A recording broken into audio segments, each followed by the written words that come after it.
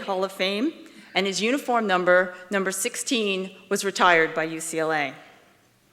Gary joined Los Angeles office of C.B. Richard Ellis, a global real estate services company, in 1971. Beginning in 1975, he went on to establish offices in the Chicago area, and in 1985 was named president and general manager of the company. In 1998, Gary became senior executive managing director of the company's global corporate service unit. And finally, Troy Aikman. Troy is a UCLA alumnus and Hall of Fame quarterback. As a junior at UCLA, he was named the Pac-10 Offensive Player of the Year, led the Bruins to a 10-2 record and to the 1987 Aloha Bowl. As a senior, Troy won the Davey O'Brien Award for the nation's top quarterback, a first for UCLA. And among his other honors was a consensus All-American. In 1989, Troy signed with the Dallas Cowboys as a #1 overall draft pick. He was a 6-time Pro Bowler and one of the game's greatest quarterbacks. He led the Cowboys to 90 victories in his 12 seasons. He's one of only 3 quarterbacks to lead his team to 3 Super Bowl victories. In 1997, he was chosen Man of the Year, the NFL's top award for community involvement. In 2001, Aikman retired from football and began a broadcasting career. In 2006, he was inducted into the Pro Football Hall of Fame, and in 2009 to the College Hall of Fame. It is my pleasure now to welcome these gentlemen to the stage.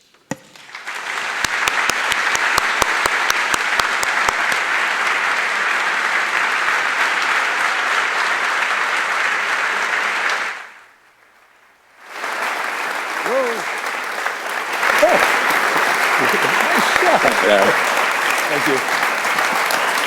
I guess that's it. You want that? Good evening. I'm Lee Ohanian of UCLA. Thanks so much for sharing tonight with us. To hear about the economics of professional football. Now, sports are a fascinating topic for economists to study because there's no other industry like sports. So, for example, can you think about another industry where the firms in that industry would willingly share their revenue equally, historically in cases up to 70%. So could you imagine Google and Apple subsidizing each other? Now, you can't do that because there's no other industry like that. Similarly, there's no other industry where the leading competitors in the industry willingly agree not to hire the best new talent coming into the industry. So can you imagine Google and Facebook restricting themselves not to hire the best new tech talent? No, you can't do that because there's an aspect of sports that's just fundamentally different from any other product, which is that the product requires to have 2 competitors. So in sports, what's really important is what people call competitive balance. The product is best when there's 2 competitors who perform at a high level and who are evenly matched. And tonight you'll see how the world of football deals with this issue of what we call competitive balance. And as an economist, it's something we call a natural cartel. And you'll see that just the economics, it sounds funny, that's what we call it. The economics of sports are just so different than anything else. And football is unique. I'm delighted we have such a wonderful panel with Troy, Gary, and Larry. Larry's views that he'll express tonight are his own and shouldn't be attributed to the NFL or to the Pittsburgh Steelers.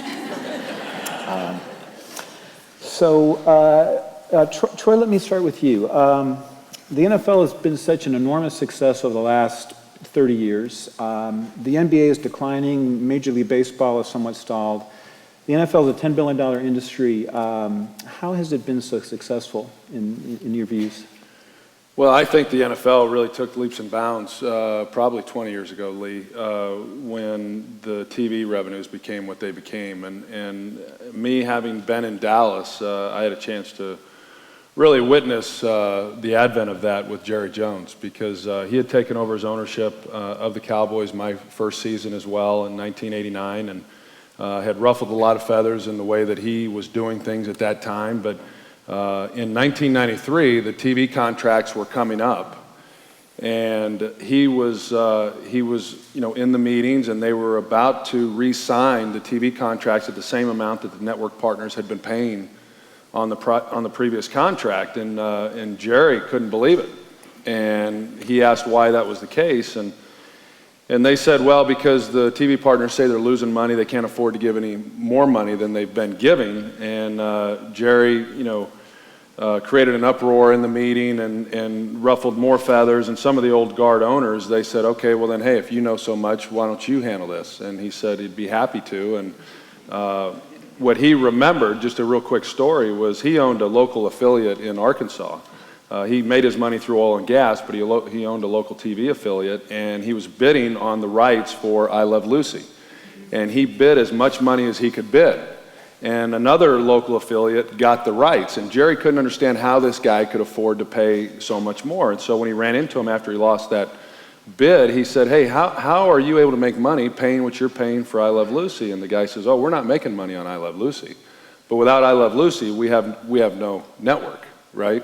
And so Jerry always remembered that, and he asked a TV network one time, he said, where is this network without the NFL? And he says, without the NFL, we have no programming. I mean, we just can't, we have no network, we just can't make it work. And so anyway, Jerry jumped in there, he got Fox involved, and really since that time, I mean, the numbers for TV and what we are paying, I say we because I'm part of the Fox family, but I haven't paid anything. We're grateful. So that really has been the impetus to what we've seen in the growth and behind the NFL, in my opinion.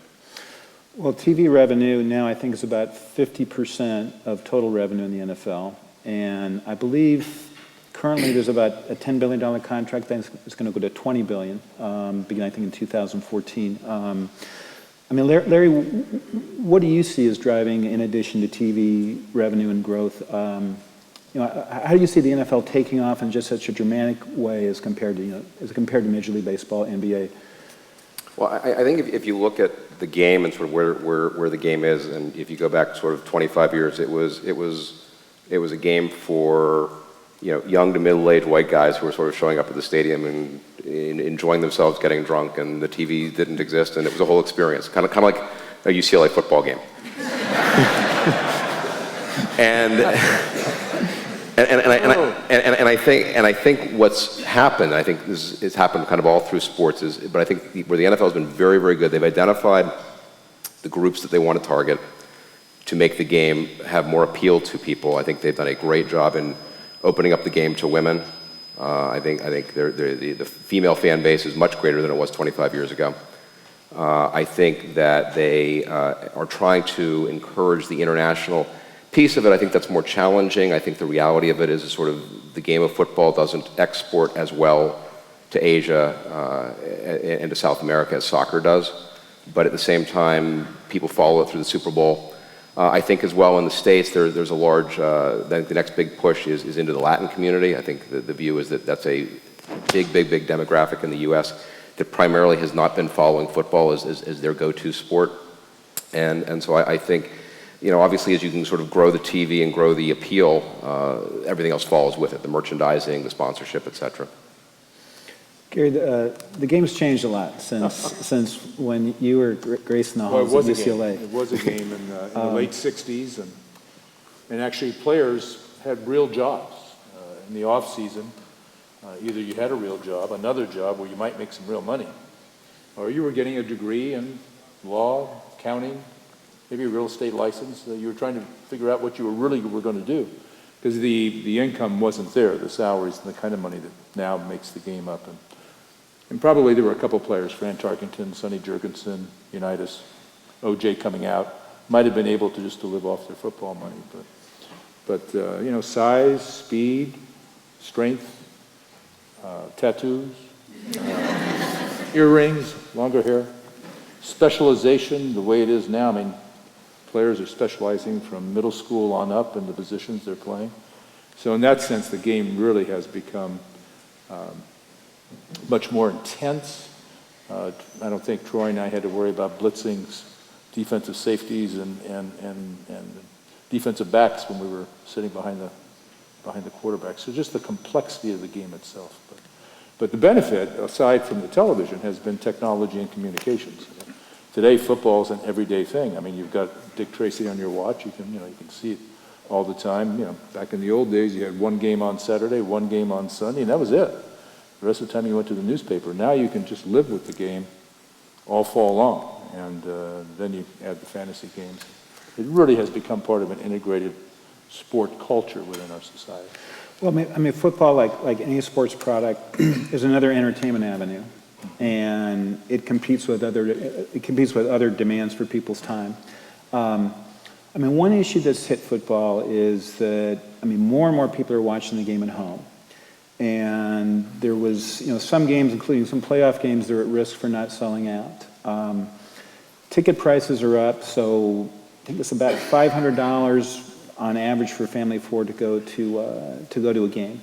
Are we losing the fan base that was traditionally the core of the NFL for different fans today as opposed to 30 years ago? Well, I'm from a different place on this one in our prior discussions. I think we're losing the Grabowskis. The base fan, I think, is starting, they just can't afford it. So I think the NFL is going to have to figure out a different way, because Troy's group has gotten so good to watching a game on TV and the different action spots that you have, slow-mo, Troy's comments, microphones on the players. It's just gotten so good. Am I going to put up with driving to the stadium and the rush and the cost? And I can at least have a bag of popcorn and a Coke in my place for a couple bucks versus $30 at the stadium. So there's some real issues, I think, that the NFL is going to have to address. And I think sometimes they're hidden sometimes because the ratings are so good and TV's so strong, and right now the game is strong. No, and it certainly is something that we spend a lot of time talking about, as to when, as a fan, you can stay at home and watch the game versus you go and you have to wait in line for the bathroom, and you go out to get a snack and it's $40, whereas if you stay at home, you can go to your kitchen, it's already in your refrigerator, your beer is cold and it's not $6 a beer, and there's no line for the restroom, and the restroom's clean, and I mean, these are all sort of part of the, how do you make that instant? And at the same time, I think if you talk to broadcasters, they will tell you that the only appointment TV that really exists is live sports, because you don't want to TiVo the game, because invariably you're going to know what the outcome is, in which case watching it isn't quite the same experience. So if you can give people, being at a live sporting event is still something that they haven't quite figured out how to recreate, but those competitive threats are coming. And so I think whether it's doubling down on the technology investment in the stadium, and quite honestly, the biggest complaint we have is we don't have enough screens showing the red zone in the stadium, because every time someone runs out to get a refreshment, they want to know how their fantasy team's doing. But and fantasy is a big part of how do you draw people in. People want to sort of know, how that they're competing with the guy next to them and how their team's doing, and not their team on the field, their team on their iPhone. So football has grown enormously. It's from a $2 billion industry 20 years ago to a $10 billion industry. TV contracts grown by a factor of 20. All this growth has occurred despite the fact that LA has not had an NFL team for about 20 years. Troy, let me start with you. I mean, as a player and as an analyst, you go to many stadiums. I mean, what happened with LA? LA would have never lost a baseball team to another city. We wouldn't have lost a professional basketball team to another city. The second biggest market with no NFL team. So what happened? Well, I'm surprised that there is not a team here. When I was surprised when the Rams left. Of course, they were in Los Angeles and then went south and then went on to St. Louis, and that was disappointing to me. I grew up in Southern California. I grew up watching the Rams. That was my team. The Raiders, of course, in Los Angeles, they left for a variety of reasons. I think that it's hard to imagine someone not being able to make an NFL team work here, but I think that the longer, and now it has been a long time, that a team hasn't been here, well then people realize they don't need a team here. And there are some issues as it relates to Los Angeles. Certainly the stadium is one of those, and this market is far different than the other markets, certainly the other markets with NFL teams. I mean, those local communities are able to rally behind their franchise and they support them, and there's not a whole lot else going on. And here in Los Angeles, as everyone here knows, there's a lot of other things going on. You've got you've got great, big-time college football programs, two of them right here, in the city, and I think that certainly helps satisfy a lot of people's, thirst for maybe football. But I still believe that a team can be supported here. I believe that you've got one more shot at getting it right. It has to be the right ownership group, and you have to win. In a lot of ways, LA's not that much different than Dallas from what I've experienced. Gary lives in Chicago, and Chicago is a very unique sports town.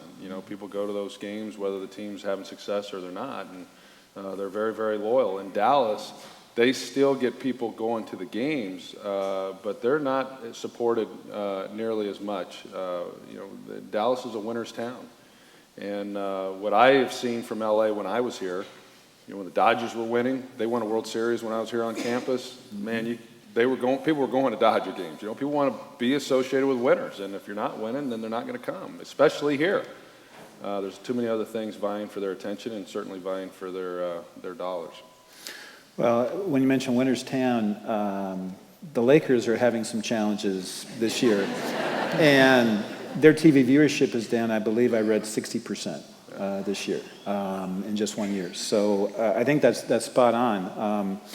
One issue that comes up with stadiums is the idea of public subsidies, and Southern California has not been willing to go down that road.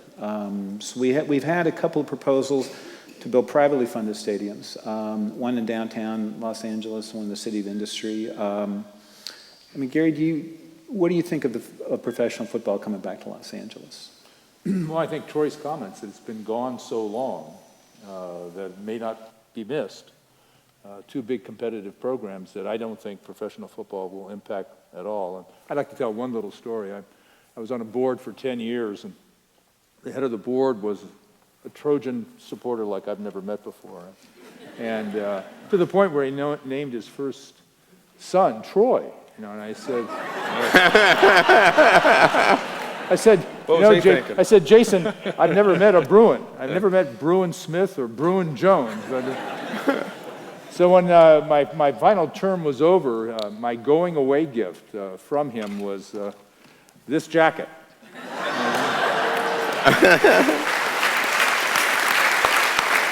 So when you can have that much love between two enemies, I don't think you have to worry about anything else happening. But I do think that the sport has been gone for a while. You have to have a winner here. I think the Laker example is a wonderful one. And the issue of the public support of a stadium financially, after what just happened in Atlanta, I thought was fascinating. I don't know how many remember, but the Atlanta Braves now are moving to Cobb County. That would sort of be like, moving to Orange County. If the Rams went down to Orange County. And Cobb County is going to build a stadium, and they're going to tax their people for it. Well, the Atlanta mayor just said, I'm not going to do that. I'm not going to do that to the citizens of Atlanta. We have better places to spend our money, to build up our town, our infrastructure, to get better jobs, and those kind of things. And I think that's something to be cautious of and be aware of as the NFL and owners try to figure out how to get back to Los Angeles. I'm sure that a lot of cities would like to see that happen, because I would assume that Los Angeles is the lightning rod for any city that wants a stadium. Well, they use Los Angeles as the stalking bargaining chip, to try to get these other deals done. The one thing that I hear, and I'm sure many of you have certainly experienced this, is you get the best games, because there's no local teams. So you get the best games on CBS, you get the best games on Fox.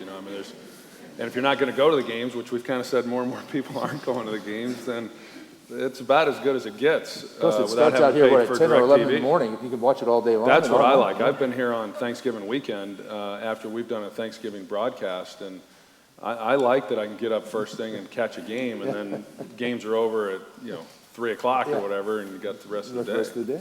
It's pretty good out here.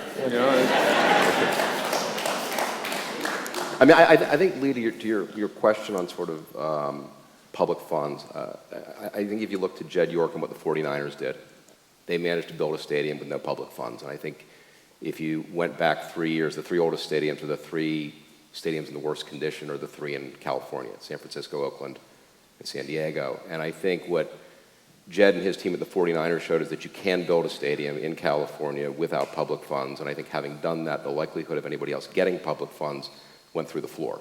Because I think the 49ers would scream bloody murder over that one if either the Raiders or the Chargers or whoever ends up in LA were to get public funds. Having said that, he demonstrated that you can build a 75,000 person stadium, that you can get a Super Bowl, and that you can make it work with the luxury box ratios and things that you need to make the stadium work. And I think they did a terrific job of sort of showing other people how to do it.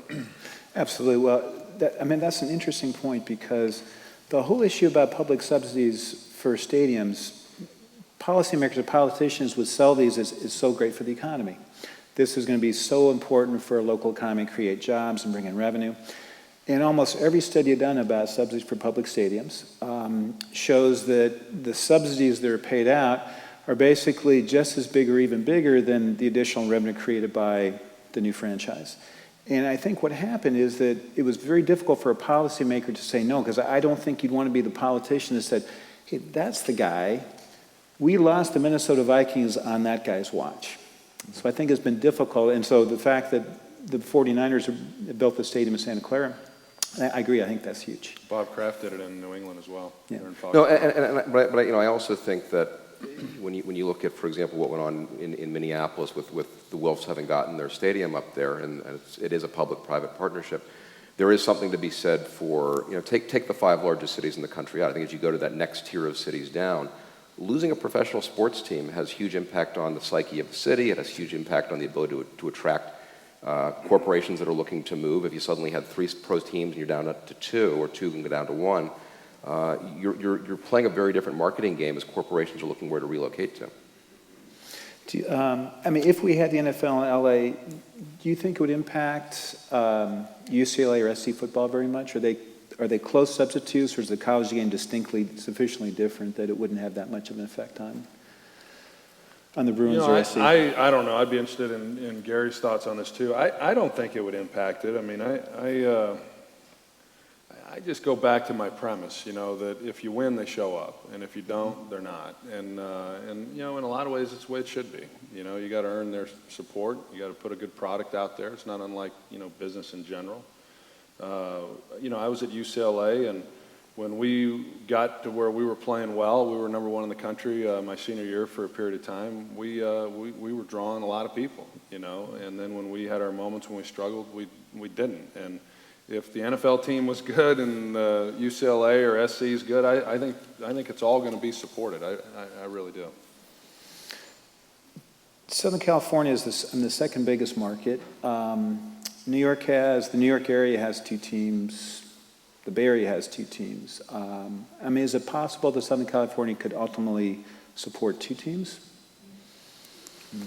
Well, I think that certainly is Roger, as a commissioner, has gone on the record to sort of say he would like to see that happen. You can't get to 2 until you go past 1. Yeah. So I think it's aspirational, but so is $25 billion worth of revenue, and I think where Roger's stewardship is, from an owner's perspective, has been great. I think Roger, as much as anybody I know, sort of really values what he talks about the shield, and sort of the shield of the NFL, and I think he's hell-bent in a good way to figuring out sort of how to make those aspirational goals come to life, but they're not 2- and 3-year goals. So speaking of Goodell, he has gone on record a couple of years ago as indicating by 2027 he wants the NFL to grow to $25 billion. To put in that perspective, that's bigger than the economy of Iceland and many other economies. They don't have football there. Just think what they could do if they played football. Okay, so we're 13 years away from 2027, which means we're going from about a $10 billion industry to a $25 billion industry. The NFL has been growing, I think, somewhere about 8 to 10% per year. If they continue to grow 8 to 10% per year, just mechanically they'll get there. But just operationally, thematically, as a vision, how does the NFL get there? More than growing by 150% in the next 13 or 14 years. What demographics does the NFL have to reach out to? Women have been so important in terms of its success. I think no women watched football in the 1980s. Today, surveys indicate that 2/3 of women watch an NFL game. What's the new demographic the NFL has to attract in order to get that kind of growth? Is that me? Any of you gentlemen? Well, I think the major demographic is the Latin in North America is the Latin population. There's no doubt about that.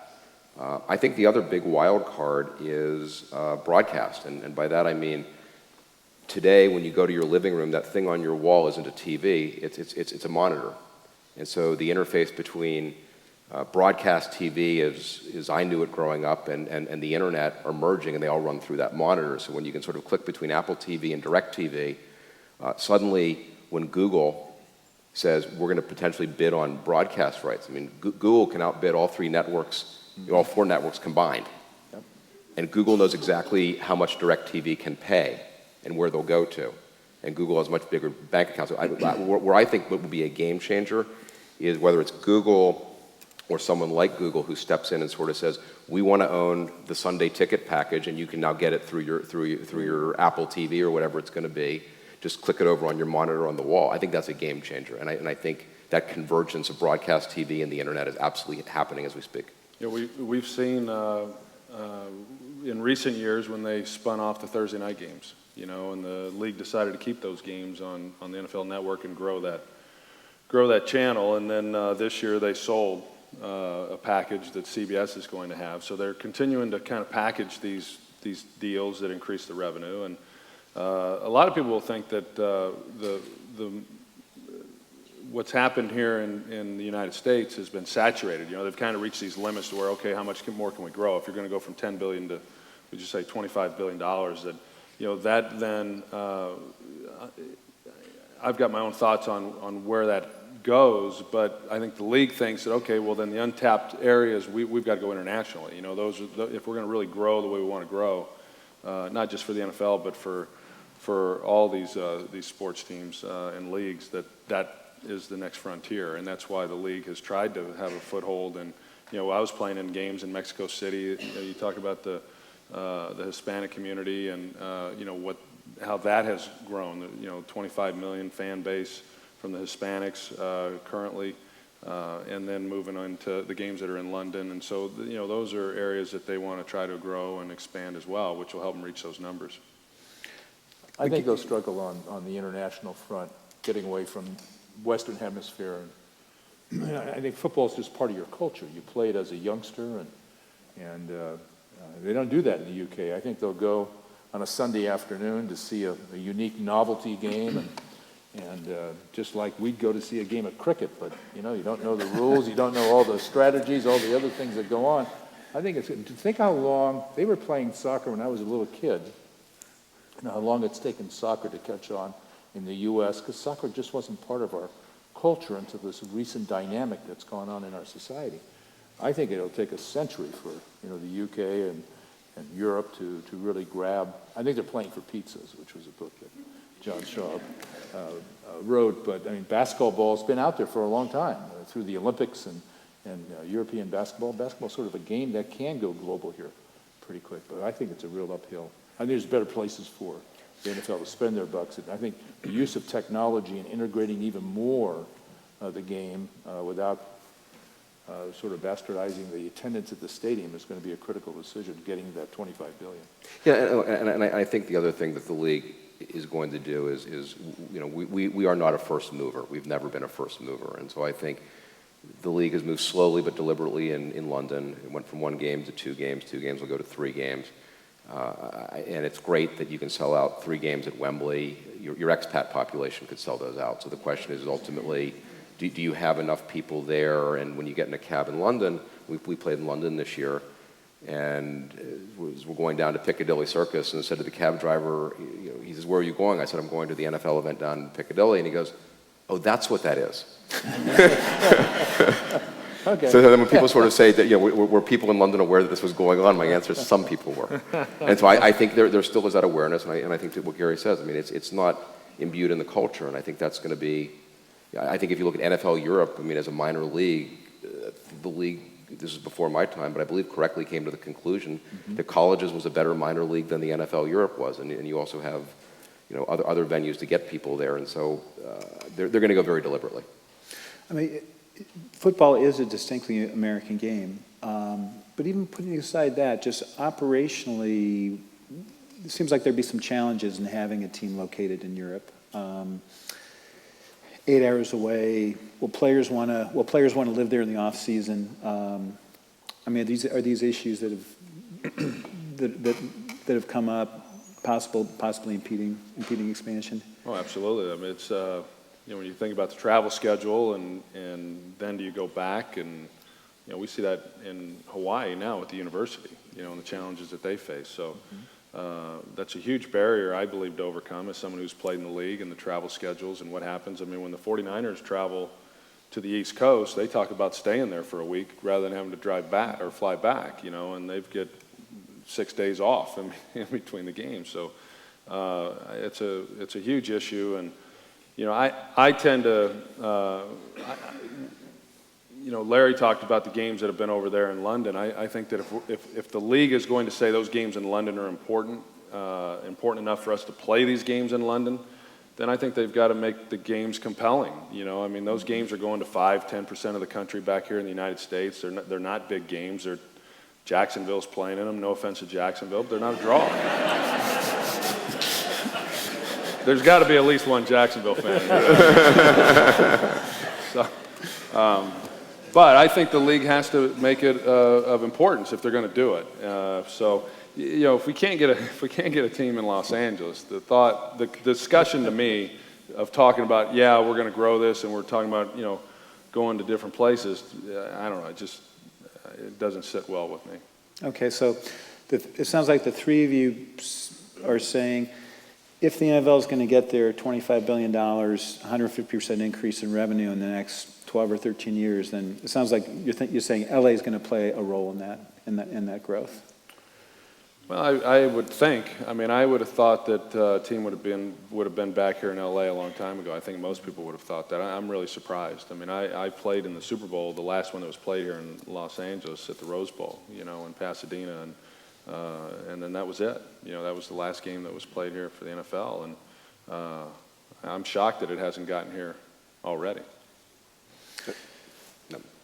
Well, one issue I think about is that football is becoming an increasingly an electronic media form of entertainment, and technology is moving forward just so remarkably quickly. We touched on this a bit earlier about, you know, how will we observe football games in 10 years, 20 years? At what point do we have technology that really allows you almost to be in your home and experience what's on the field? So that must be something that football is constantly thinking about, making sure the game is competitive and making use of technology as much as possible. You know, how does that play out in terms of getting people into the stadium and making sure seats are filled versus TV contracts and having people stay at home? I think people in Chicago that go to a football game after Halloween should be put away. I mean, it is so cold back there, but they do. You know, they do. But I don't know how many of you watched the championship '58 Giants and the Colts on TV. I mean, we all had the little screens. We watched that little game, and Amici finally scores in the overtime. And compared to today, what you're watching on TV and the dynamics and the way technology is changing how we view that game, I just think it's going to be on our wristwatch. It's going to be on our arms. It's going to be everywhere. It's everywhere today. The fantasy leagues are, you know, I mean, I work in a firm that I will tell you that on Thursday afternoons, people are checking off their teams and finding out who's going to be playing, who's on the injured reserve list. I'm going, what are you guys talking about? It is serious stuff. And I'm not even talking the gambling side of it. It's the competitive side. I mean, for a lot of, I'm going to say men in this sense that played competitive sports and maybe played football, you know, got cut off maybe in high school and some early college years, this fantasy stuff brings you back. And you're right. I mean, you made the comment. Some of them are following that more than they're actually following the NFL. So it's fascinating how that's... Well, to give you a sense of that dynamic, I mean, my wife and my 7-year-old kids play fantasy, and literally my kids know more NFC players than I do. So I'm not sure what that says, but maybe we're not taking anybody from the NFC. You're an I don't AFC, know. you're an You need to AFC start guy. playing fantasy football. Exactly. I think relative to that, one of the, people would go to the game, they'd enjoy the experience, and, I was listening to Mark Cuban a while back, and he was posed a question very similar to this one, and he said, you know what, I don't want the game experience to resemble the home experience. He says, if you think about the first time you went to a live event, at whatever age you went. It was like 8 when I went to my first live professional event, or even if it's big-time college, it doesn't matter. But, first of all, who were you there with? Were you with your dad, your mom and dad? Were you with a girlfriend? Were you, what was that experience? And he went on to talk about that, you probably don't even remember who won the game. You remember some of the players probably, and, the color and the pageantry of the event. You remember the popcorn vendor and the cheerleaders and the mascots and all that. And that's unique. You can't assimilate that in the home. And so he says, hey, he wants his experience at the stadium to be far different. But I'm not sure that most people feel that way. We talked about the cost. That's certainly prohibitive in a lot of ways. And right now, I think that the target audience is really the millennials. And I'm still trying to figure out exactly what a millennial is, but, but what, it's 80 million people, and so they come to the games, and they have to be connected, they have to be able to get on Instagram, they got to be able to get on Facebook and Twitter, and, and if they can't, they're not going to the games. And I'm on the board for the National Football Foundation for college football, and it's a real issue on the college campuses, and they go and they're not connected, they're not going, because that's what they're interested in, more so than the game. So you have to address that. They're on multiple, platforms and devices that they're following. So I really believe that part of it has to be addressed, and I know Larry's talked about it, what they're doing in Pittsburgh, and they're doing it in Dallas and everywhere else. They're trying to make Wi-Fi and trying to make it, unlike Mark Cuban, and most of these other teams that I've talked to, they are trying to make that experience as good at the stadium as it is at home with these big screens, and that's why Jerry's got one that I don't know, really 70 yards long or something, and nobody's watching the field at that stadium. I mean, everybody's just sitting in their chair watching the big screen. So He's it's trying pretty to find crazy. aliens on that. He's trying to find aliens on that. It's pretty wild. I mean.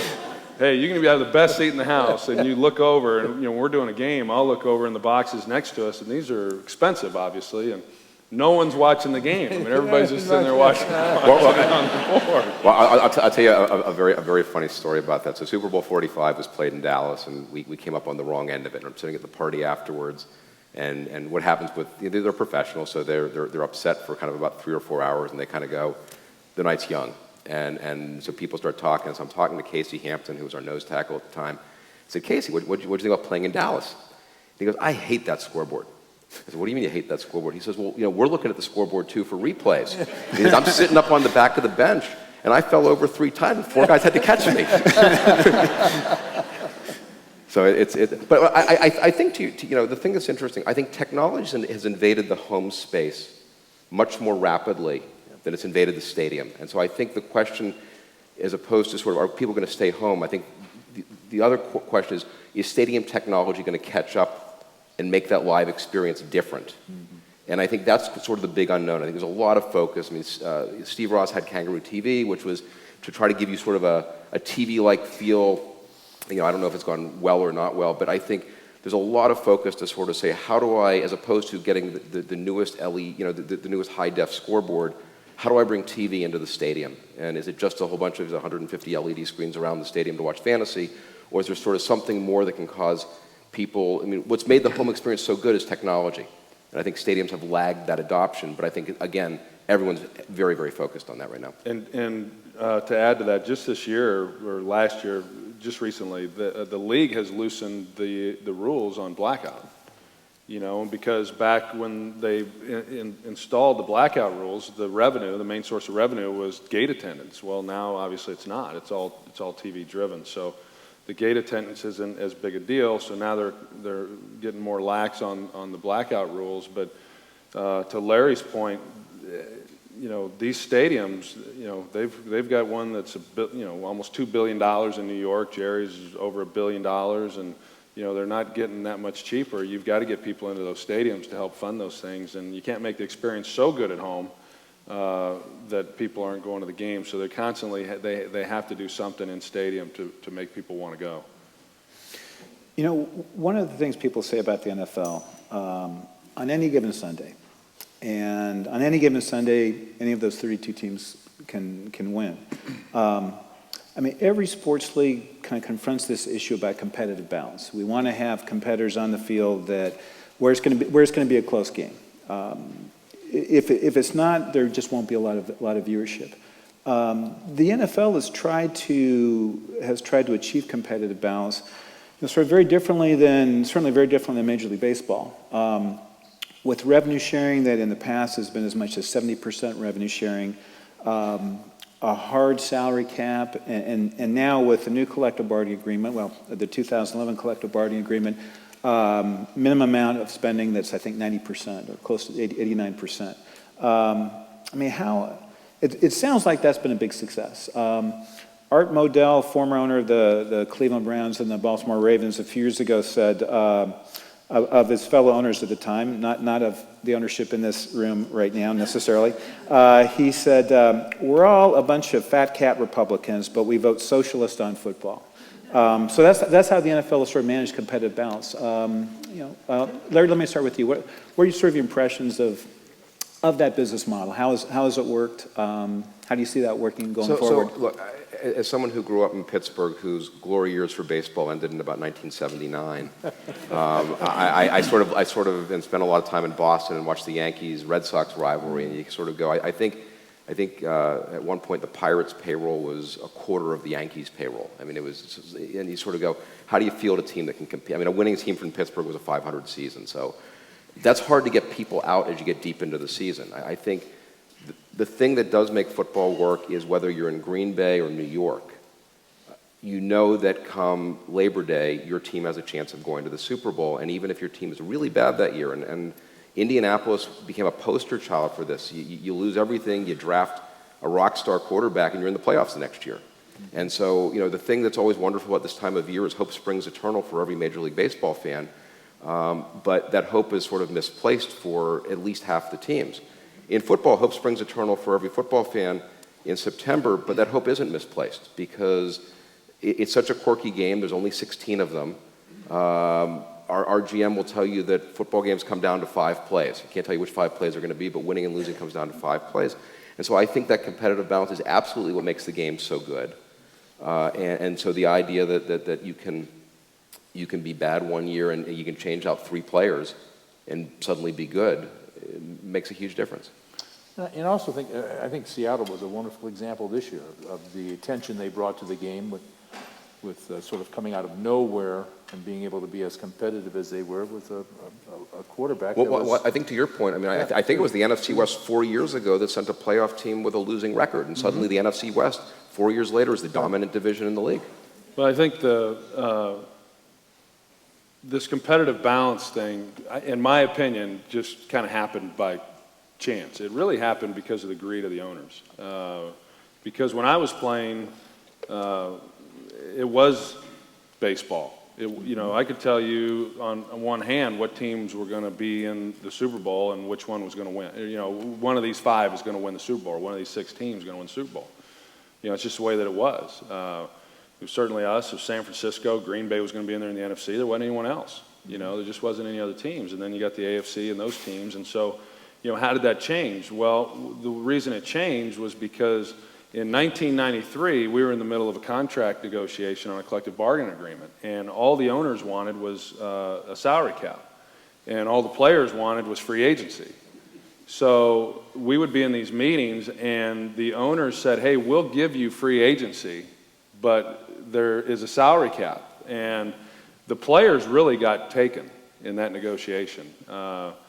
It's a long story as to how it happened, but it happened, right? So they have salary cap, which is what they wanted. Players had free agency, so players then began to move. But what happened in the very first year, Carmen policy in San Francisco, decided that he found a loophole in that collective bargaining agreement that he could pay a huge amount in signing bonus, and then that'd be amortized over the life of the contract. So that's how they signed Deion Sanders and a number of other guys who then that team, who we had beaten the 2 previous years to go on to the Super Bowl, that's how they got into the Super Bowl in '94. They were able to bring in a bunch of good players. And Jerry, being a quick study the following year, hey, I get this, so then we signed Deion Sanders, and we, started paying out a bunch of money, and it was great. It was great on 2 fronts.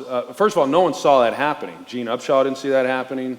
Paul Tagliabue didn't see that happening, but it was because of the greed of the owners. And so the players, it ended up benefiting them. So what initially was a bad deal on our part became a great deal because there was never guaranteed contracts. So now, in order to get a top player signed and to come to your team, you had to pay huge signing bonuses, right? So that's guaranteed money. So now all of a sudden there was somewhat of a guarantee in these deals.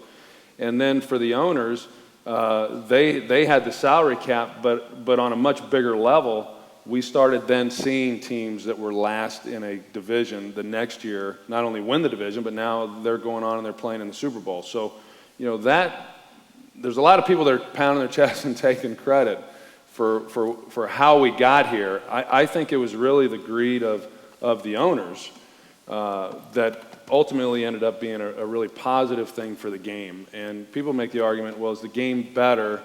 Is the quality of play better? I don't know. I mean, I don't know if it is or not. I don't really care. I think that, the games are great. They come down to the end of the game most of the time, as Larry said, and they're compelling. It's great television.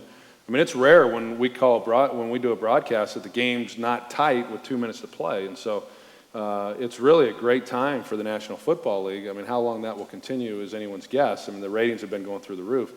But I think it goes back to the 1993 negotiation as to how this popularity and growth and parity came about in the NFL. As we think about football going forward and the possibility of the NFL coming to Los Angeles, Trey, as you mentioned, the game has changed, and Gary touched on this earlier. So I believe you once told me in the years we've known each other that on your 65 Rose Bowl team, Terry Donahue, who was later a coach here, was a 195-pound defensive end. Mm-hmm. I used to be 195. And slow. That doesn't sound like a defensive end today. So players are getting bigger, faster, stronger. The forces of physics tell us that those collisions are much more important. So the league is making changes in terms of player safety. There's no longer the wedge on kickoffs. The kickoff yard line was changed. Players can't hit near the head. What are your Gary? I'll start with you. What are your impressions of these rule changes? How is it impacting the game? I think that's something that's just going to be an ongoing process that the league and the players' union are going to have to work on together, really as a collaborative effort to make the game safer. And we're going to see things, I think, that we never expected to see. And back in the old days, again, we used to start 2-a-days. In early July, the 4th of July was kickoff time. Now I don't think they start practice till the end of July. Mm-hmm. They're limited on the amount of time they can actually have real contact. It's sort of interesting because that's done in the pros. It's happening in the younger leagues, but it hasn't happened in the NC2A yet. It hasn't happened at the college level.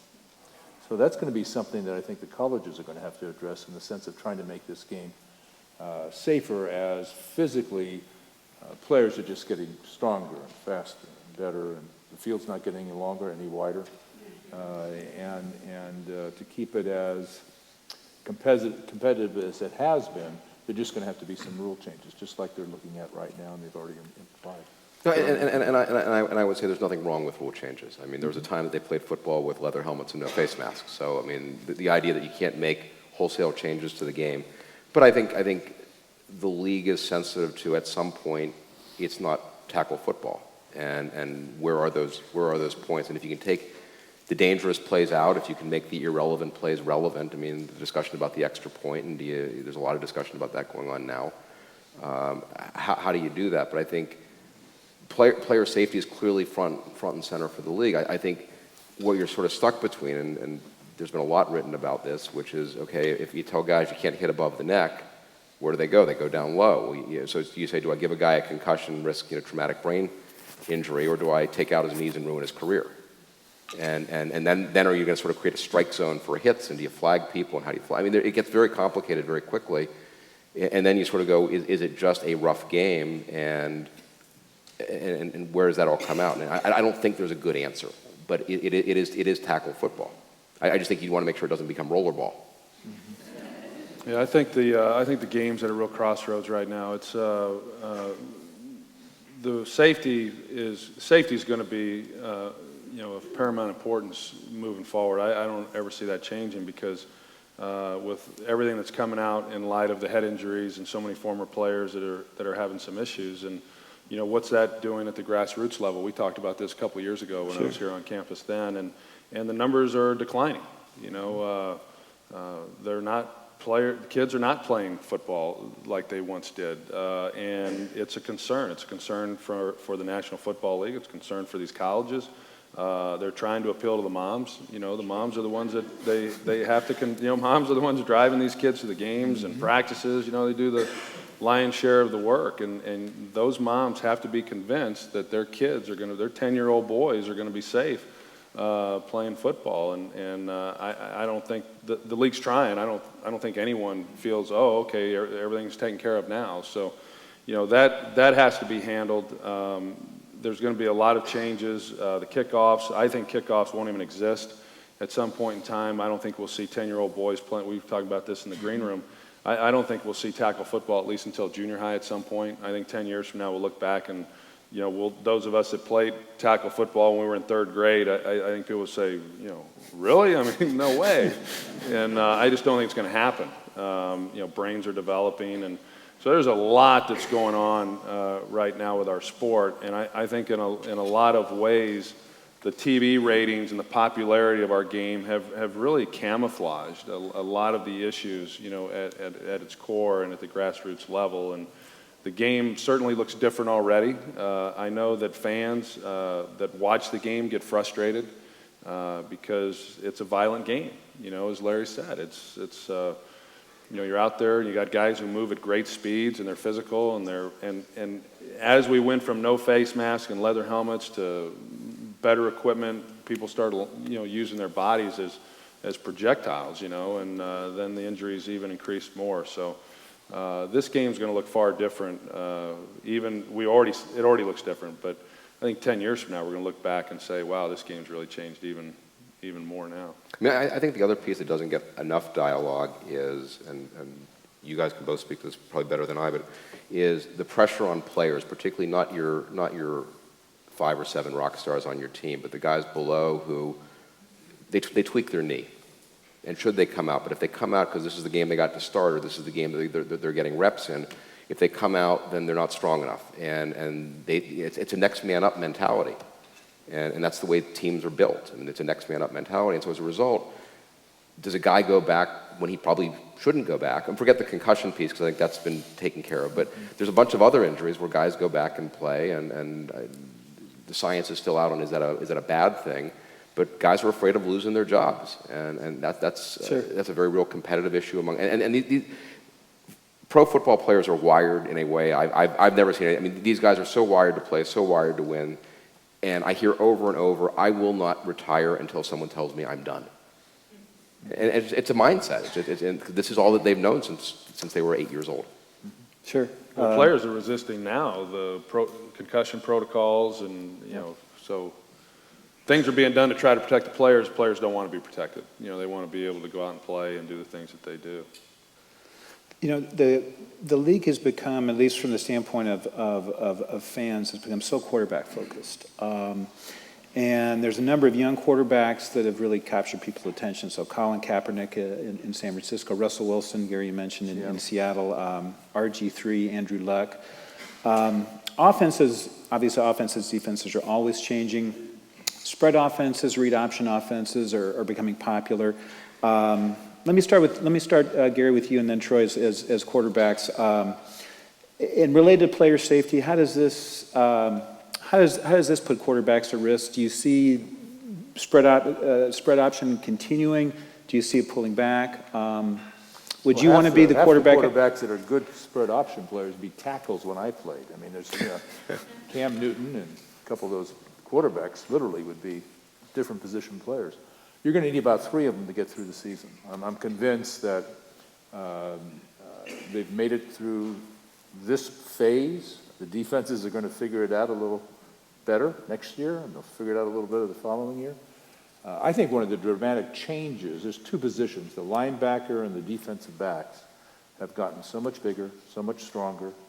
You got some theories that go on in some teams where, defensive backs now are going to be 6'2", at least.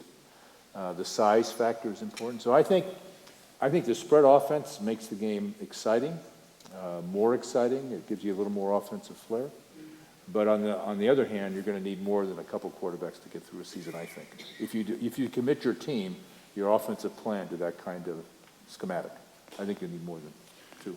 Well, when I was playing, they came out with a run and shoot, and that was the new offense, and a few teams ran it. Warren Moon ran it in Houston, and they ran it in Atlanta with Chris Miller, and put up some pretty good numbers. And then in the process of doing that, these quarterbacks took a lot of hits. They just couldn't protect them. And then, so you move through that area, then you don't see run and shoot offenses anymore. And then a few years back, the Wildcat was, it was alive and well, and they caught some people off guard. And Miami was running it and having some success. And then the next year, everybody had to run the Wildcat. To me, the Wildcat was a lot like Twitter. I mean, you did it, but you didn't really know why you were doing it. So people were running the Wildcat, and these poor kids are getting blown up, and they were running backs at the quarterback position. The defensive coordinators figured that out, and then that was you don't see Wildcat hardly at all anymore, and that lasted a couple years. And then going into, so last year was 13 season, so the 2012 season, going into that year, no one was talking about the spread offense, the read option. No one was talking about it. And we get through the middle of the season, and all of a sudden that's all we were talking about, because Colin Kaepernick then had taken over, and we'd seen RG3, Russell Wilson. So these 3 rookies would come in, and Colin being a second-year player at the time. And so they were doing these things and having a lot of success. Many of you, I'm sure, remember the 49ers-Packers playoff game, and Kaepernick runs for 180 yards, and no one had a clue what was going on. So we went into last season. In fact, Fox asked me to give a presentation on the read option. So I talked to a lot of coaches, and every defensive coordinator I talked to said, what are you going to do? They said, we're not really sure, because there's some scheme to it too. Numbers, they take advantage. They said, we're not really sure how we're going to slow it down, with defensive scheme. But what we're going to do is we're going to drill the quarterback. I mean, we're going to hit him, and we're going to hit him hard. This is not good. It's not good. Now, when I was playing, my rookie year, I started my career out at the University of Oklahoma for Barry Switzer and ran the wishbone a little bit, and about got killed then. So now my rookie year in Dallas, we're playing the Giants. Giants were really good. They had Lawrence Taylor and Carl Banks, and we got down there on the goal line, and we had put in this option play to where I come down the line of scrimmage and I option Carl Banks, and then he takes me and I pitch it to the back, and sure enough, I mean, I come down the line and Carl Banks, I mean, his eyes got this big. He couldn't believe what was happening, right? And so he comes and I pitched it, and he hit me so hard. My helmet was like sideways, and we scored. And I got over the sidelines and I told the coaches, I said, great job, that's great, yeah, way to go. And I said, hey, if we run that one more time, I mean, I'll be done for the rest of the year. And, we never ran the play again. Now, that was back in '89. And the money then was too good to risk losing your starting quarterback. And now these guys making $18, $19, $20 million. I mean, I just think it's something that happened. Now to answer the question, I think that what we see of Seattle with the way they run it, and even San Francisco, they're very careful in how they expose those quarterbacks. You don't see them getting a lot of hits, where RG3 was getting a lot of hits. So these teams know that. and you didn't see it as much. It was not as much of a factor this year during the NFL season as it had been towards the end of the 2012 season. And I don't see it as being a big part of what, because these guys can throw the ball. I mean, they're great athletes and they can really throw. I mean, I think the big difference, because offenses will always innovate, defenses will always adjust, and the cycle goes on, to sort of what Troy was speaking. I think the big difference you're seeing, and using the read option as an example, is I think you're seeing athletes coming out of college much more ready to sort of step into complex pro schemes and be able to figure it out. I mean, there's no more drafting the quarterback, letting him carry a clipboard for 2 years, and then hope he can sort of step into that role. So I think whether it's this scheme, the next scheme, or whatever the next sort of flavor of the month is going to be, but I think the college programs have gotten so professional-like in their preparation of the players that the ability to innovate with rookie quarterbacks and second-year quarterbacks is very different than it was 10, 15 years ago. And the mobility factor of the quarterback will be the changing factor. They're going to be in better shape, better condition, more mobile, not to run, but just to be more flexible to try to have more time to throw the ball. When it comes to player safety, obviously the players' union is a major factor. Gene Upshaw was head of the union for so many years. I mean, Troy is playing in the game during Upshaw's time and as an analyst. I mean, how have you seen the union evolve over free agency, over salary caps? What kind of changes have you seen, and where does that union go as we go forward? I think, when I first came into the league, the players' union was not regarded as a strong union relative to other sports leagues, certainly not at the par with Major League Baseball. And, but what I've really seen of the unions, which is a concern, is there always has been, but that has really widened over the years, and especially here in recent years. I think there's too much of an adversarial relationship between the owners and the league and the players.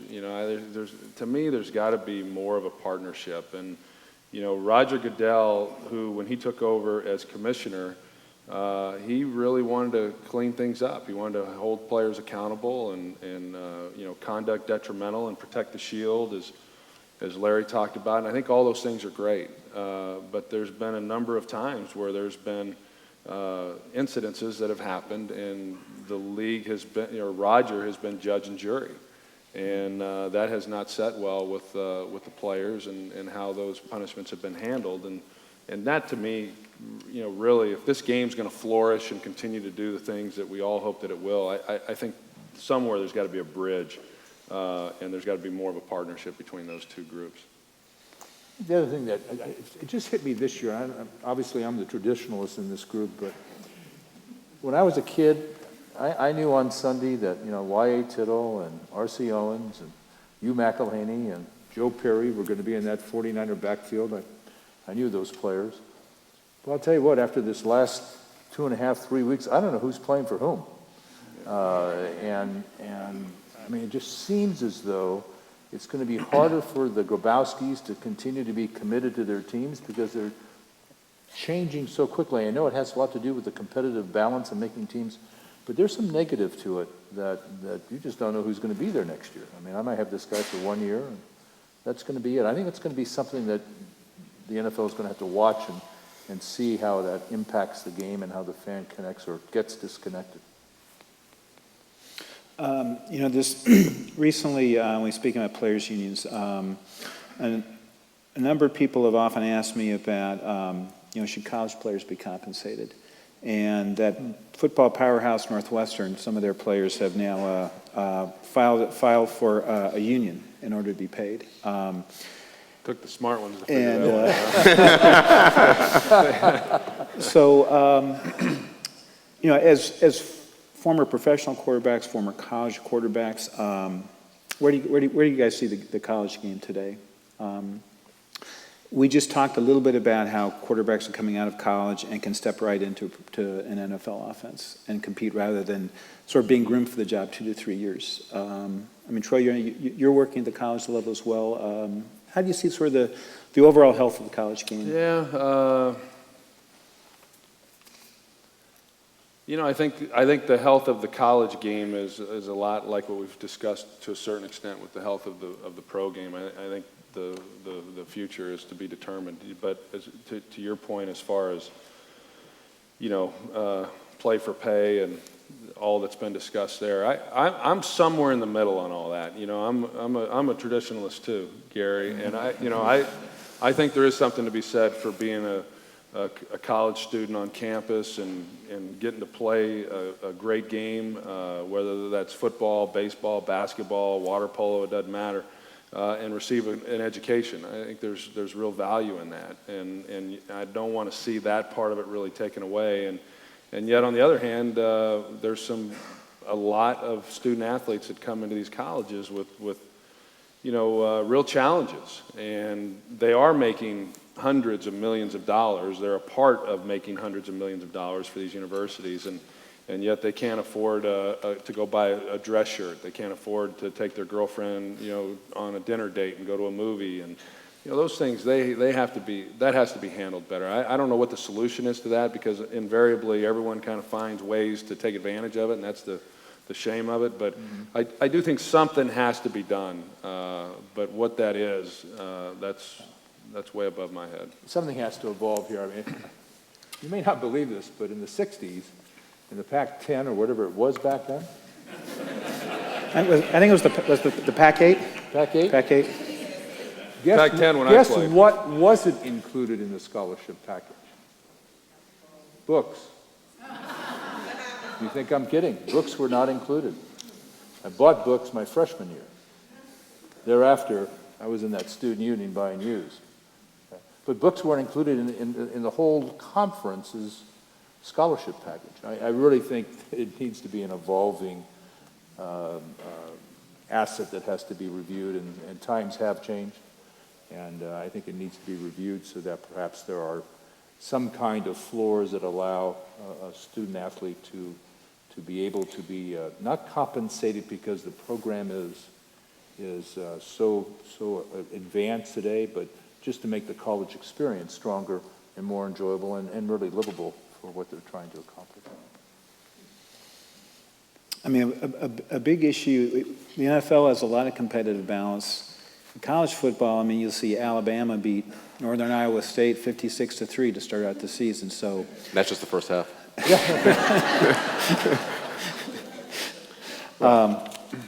I mean, those same issues, what I tell people is those same issues would come up again in the college game. I mean, if players were to be paid, the Ohio States and SCs and Alabamas and Auburns of the world would be able to offer much bigger packages because of their enormous revenue they generate. You can still have consistency across that. I don't want to get into the SEC and their scheduling practices on somehow all of a sudden toward the end of the season, all of a sudden in comes the Mickey, for not only the standings, but it's a blow game. It's a Sunday. It shouldn't even count in the stats, let alone the win and loss column. I agree with that. I mean, I'm probably like a lot of people here. I get excited about the start of college football, Labor Day weekend, and then you turn on the TV and you get the Alabamas, the Texases, and UCLA. They're playing these schools. It's like watching the Harlem Globetrotters for the first couple weeks. That's no fun, and that's the first 3 weeks of the season. I mean, there's an occasional game in there that's pretty good, but I don't much care for that either.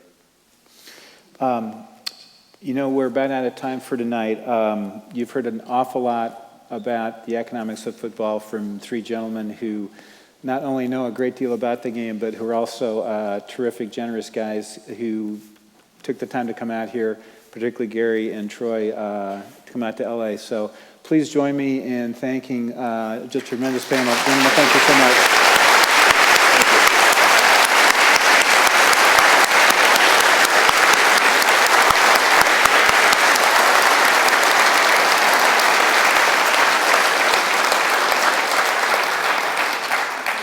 Let me close by saying this is the second in a series of public lectures that we have sponsored about the economics of sports.